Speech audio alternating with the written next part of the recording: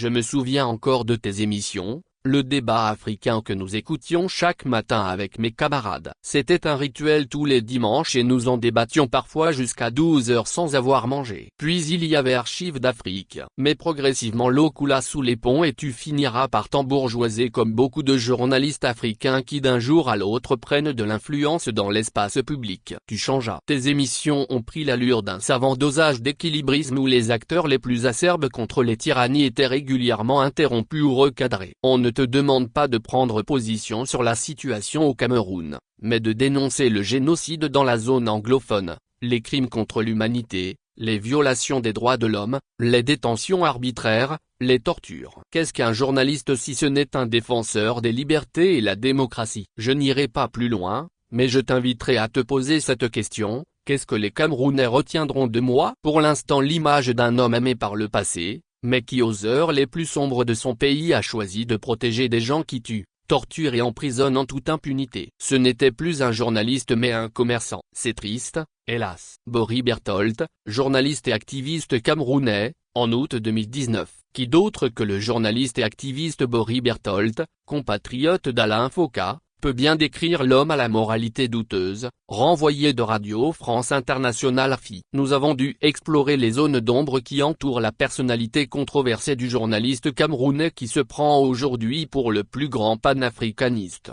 En fouillant ici et là nous avons découvert, par exemple, les circonstances déshonorantes qui avaient précédé le départ sur la pointe des pieds d'Alain Foka de la Radio Internationale Française RFI. En effet, après une enquête de détournement de fonds publics par Joseph Kabila et ses proches, réalisée par Mediapart, RFI et d'autres médias et confirmée, notre journaliste décide d'aller à Kinshasa faire sa propre enquête, une contre-enquête. En interviewant l'inspecteur général des finances, IGF, Jules Alain Jeute interview qu'il publiera sur sa chaîne YouTube avec les logos officiels d'RFI et France 24 pour disculper le camp Kabila. Après donc cette interview ou contre-enquête, réalisée par Alain Foka le 25 novembre 2021 à Kinshasa, la CGT, Confédération Générale du Travail, avait réagi à travers un communiqué dont voici un extrait. La CGT apporte son soutien à l'enquête Congo-Hall Dupé et demande à la direction de France Média Monde de réagir publiquement au détournement de la marque RFI et France 24 par un de ses employés. Alain Foka est-il au-dessus de ses obligations légales? A-t-il le droit d'utiliser les marques RFI et France 24 pour son propre compte sur sa chaîne YouTube et de salir l'image de nos confrères? Après donc ce scandale qui l'obligea à quitter RFI la tête basse,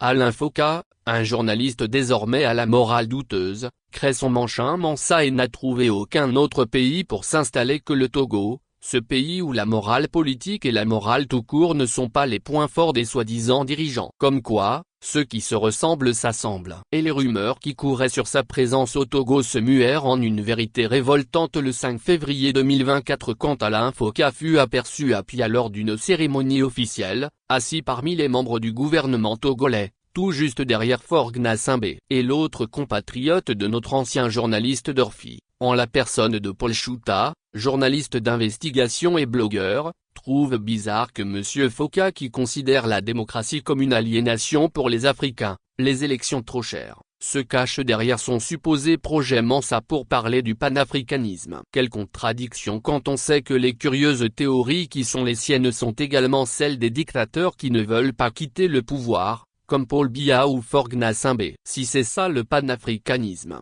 alors ça interroge. Si c'est ça le nouveau projet panafricain d'Alain Foka pour l'Afrique, il est possible qu'il se heurte à des opinions dissidentes fortes et engagées pour la démocratisation effective de l'Afrique. Si c'est ce qui se cache derrière son projet Mansa établi au Togo où on le suspecte d'être le conseiller de l'ombre de Faure Gnassingbé, nous lui opposerons une résistance. Il est donc aujourd'hui un secret de polichinelle que l'ancien journaliste RFI soit devenu depuis longtemps le conseiller du président de fait du Togo, Faure Gnassingbé. Officieusement conseiller en communication, il serait le plus écouté du président togolais. Une proximité avec le sommet de l'État qui lui confère des privilèges extraordinaires. Véhicule avec escorte rapprochée, laissez-passer automatique à l'aéroport, accès au marché juteux, selon certaines indiscrétions. Le tout sur le dos du pauvre contribuable togolais. Plus grave, Alain Foka est soupçonné d'être à l'origine du changement unilatéral de la constitution togolaise par le régime de Lomé,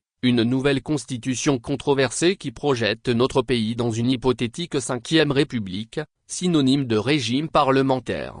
En République démocratique du Congo, RDC, le président Félix Tshisekedi, malgré la guerre, a des velléités de changement constitutionnel pour s'éterniser au pouvoir. Naturellement, son opposition rejette déjà une telle démarche anticonstitutionnelle. Et n'oublions pas qu'après le Togo, Alain Foka et sa suite se sont rendus dans ce grand pays d'Afrique centrale, et il n'est pas exclu que des sages conseils du journaliste camerounais, désormais commerçant, fussent soufflés à l'oreille du président congolais.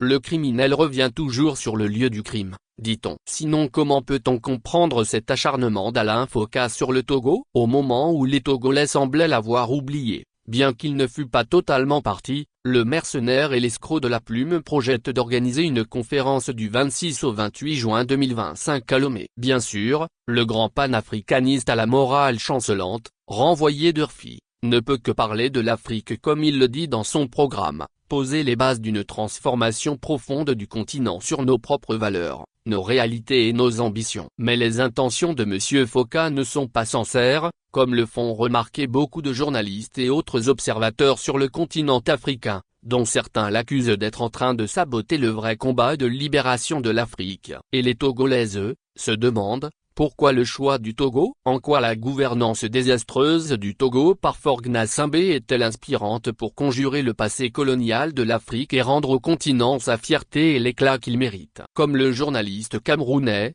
Bory Berthold, nous l'a rappelé au début de l'article, il y a longtemps, que Alain Foka avait cessé d'être journaliste. Il n'est plus qu'un vulgaire commerçant, un grand escroc qui a décidé de s'enrichir grâce au régime de dictature dont il fait la promotion. Les souffrances des Africains à cause des mauvaises gouvernances, faites de corruption et de violation des droits de l'homme, ne l'intéressent pas.